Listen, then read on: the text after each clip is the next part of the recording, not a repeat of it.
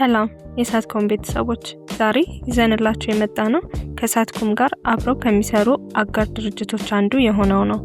በሀገራችን በቴሌቪዥን ጥገና ኢንዱስትሪ ዘመናዊና ልዩ የሆነ የቦንዲንግ ቴክኖሎጂ ምንነት እነግራችኋለን። ስሜ ቪክቶር ይባላል። የቦንዲንግ ባለሙያ ነኝ። ኤሌክትሮኒክስ ነው የምሰራው፣ ሜንቴናንስ፣ ስክሪን። የድርጅቱ ደግሞ ባለቤት ነው። ይሄ በቀኝ በኩል ያለው መስመር ነው። ይሄ በግራ በኩል ያለው መስመር ነው። ይሄኛው ነው ስክሪኑ። ይሄ እዚህ ጋር የምታዩት እዚህ ጋር በካሜራ ነው እያሳየ ያለው፣ ግራና ቀኝ ነው። ይሄ ኮፍ ኬብል ይባላል። ይሄ ኮፍ እዚህ ጋር ከስክሪኑ ጋር መስመሩን ጠብቆ ለማገናኘት ነው ይሄ የሚጠቅመን። ይሄ ማሽን ይሄ ሄድ ይባላል። ይሄ ኮፍና ይሄ ስክሪን በፕላስተር አማካኝነት የራሱ ፕላስተር አለው። በሱ አማካኝነት ይሄ እዚህ ጋር መበየጃ ነው አገልግሎት የሚሰጠን። በዚህ ሄዶ እዚህ ጋር ያርፍና ይሄ ያጣብቀዋል ማለት ነው። እዚህ ጋር ደግሞ መጀመሪያ ቦንዲንግ ከመውሰዳችን በፊት እዚህ ጋር ማስተካከል ያለብን በአይናችን በማግኒፋየር አድርጎ እዛ ጋር እንደምታዩት ይሄንን ካጣበቅም በኋላ እዚህ ካያያዝም በኋላ ነው ወደ ማሽኑ ወስደን በደንብ አድርገን ምን በይደው። ይሄ እዚህ ጋር አሲዘን ነው መስመሮቹን በደንብ በማግኒፋየር አስተካክለን መስመሮቹ እንደምታዩት ስክሪኑ ላይ ይሄ በጣም ትንሽ ነው። በማግኒፋየር ግን እንዴት አድርገው እንደሚያሳድገው እያያችሁት ነው። ከዛ በኋላ እዚህ ጋር አያይዘን ወደ ማሽኑ ወስደዋለን። ማሽን ደግሞ በደንብ አድርጎ ይበይደውና በደንብ ያያይዝልናል። በራሱ ፕላስተር አለ ማለት ነው። ቲቪ ቦንዲንግ ምንድነው?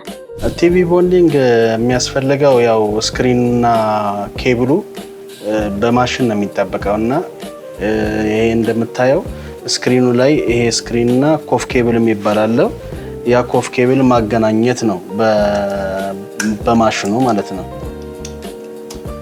ይሄ እንደምታዩት በዚህ በማሽን ነው የሚበየደው። በስክሪንና በመስታወቱና በኮፉ ያለው ግንኙነት የሚያደርጉት በማሽን ነው ሊበየድ የሚችለው። በካውያ ሊበየድ አይችልም እና ቦንዲንግ የሚያስፈልገው ይሄን ኮፍ ኬብል ከስክሪኑ ጋር ለማገናኘት ነው የሚያስፈልገን። ቲቪ ቦንዲንግ መቼ ነው የሚያስፈልገው? ዋና ጥቅሞችስ ምንድናቸው? ምን አይነት ችግሮች ቢያጋጥሙን ነው ይህ ቲቪ ቦንዲንግ ይሰራለት የሚባለው? ቦንዲንግ የሚያስፈልገው ስክሪኑ ላይ መስመር ሲያመጣ፣ ኮፉ ሲጨስ፣ ይሄ ኮፍ ማለት ይሄ ነው። ይሄ ሲጨስ የሚሰራው የሚበየደው በቦንዲንግ ማሽን ነው። ቲቪው ላይ ምን ያሳያል ካልከኝ አንዳንዴ ቶታሊ ሊዘጋብህ ይችላል። መስመር ሊያመጣብህ ይችላል። ከላይ ወደ ታች ወደ ጎንም ሊያደርግ ይችላል። ብዙ ጊዜ እሱ የሚበየድ የሚሉት እነዚህ ኮፍ የሚቀየሩት በማሽንና በማሽን ብቻ ነው። መስታወቱና ኮፍ የሚያገናኘው ይሄ ማሽን ነው። ቦንዲንግ የማይሰራላቸው ቲቪዎች አሉ ከሆነም የትኞቹ ናቸው? አብዛኛው ስክሪን የሚበላሸው ውሃ ሲገባበት ነው። ውሃ ስክሪኑ ላይ ሲገባበት ይሆናል። ኬብሎቹ ይሄ መስታወቱና የኮፍ ኬብሉ እዚህ ጋር ሲጣበቅ ነው የሚለው። ውሃ ሲገባበት ግን የኮፉና የስክሪኑ ይለያየና መስመር ያመጣል። ስለዚህ ሁሉ ጊዜ ውሃ ሲገባበት ቶሎ ካልተሰራ ቶታሊ ላይ ይሰራልህ የሚችልበት አጋጣሚ አለ። ለምን ብትለኝ ስክሪኑ ላይ ያለው መስመሮች ውሃ ከገባበት ካርበን ይሰራል፣ ኮንዳክቲቪቲያቸው ይጠፋና በቦንዲንግም ላይ ይጣበቁ ይችላሉ።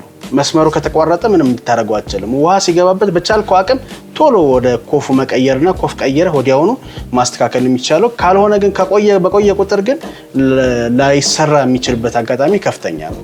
ስለዚህ አንድ ስክሪን ሲበላሽብህ ወዲያውኑ ማስተካከል ነው ያለብህ። በቆየ ቁጥር ውሃ የገባበት ካርበን ይሰራና ኮንዳክቲቪቲ ይጠፋና ከዛ በኋላ ኮፍ ስትቀይረው አልይዝ ይልሃልና ሁሉ ጊዜ ነው የምመክረው መስመር ሲያደርግ ወዲያውኑ መበየዱ ማሰራቱ የተሻለ ነው። ከቲቪ ቦንዲንግ ጋር ተያይዞ እንዳጠቃላይ ለቴክኒሻኖች እና ለማህበረሰቡ ምን የምታስተላልፈው መልእክት አለ? እኔ የማስተላልፈው ምንድነው አብዛኛው ጊዜ መስመር ሲያደርግባቸው ከመጣል ይልቅ ቦንዲንግ ላለው ባለሙያ ብታሳዩትና ከዛ በኋላ ማይሆን ከሆነ ደግሞ ወደ ሌላም ሶሉሽን ብትሄድ ነው የሚሻለው እንጂ የመስራት እድሉ አሁን ከፍተኛ ስለሆነ ቦንዲንግ ስላለ ይዛችሁት መጡና ቢሰራላችሁ የተሻለ ነው ብዬ ነው ማስበው።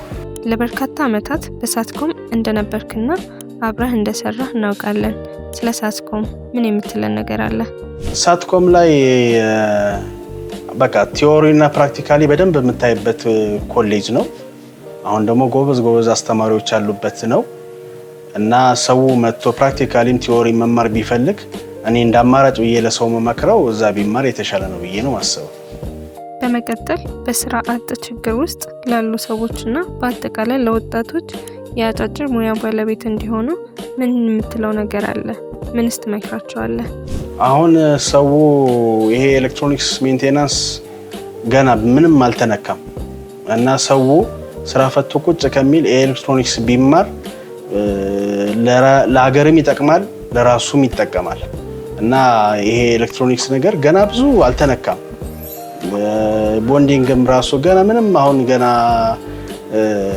አይበቃም፣ ጥቂት ነው ያለው ኢትዮጵያ ውስጥ እና በጣም ብዙ ቢመጣ ስራው ብዙ ስለሆነ ገና ያልተነካ ስለሆነ ሰው ወደ ስራ ገብቶ ይሄ የኛ ስራ በጣም እንትን ቢልበት ትርፋማ ይሆናል ብዬ አስባለሁ።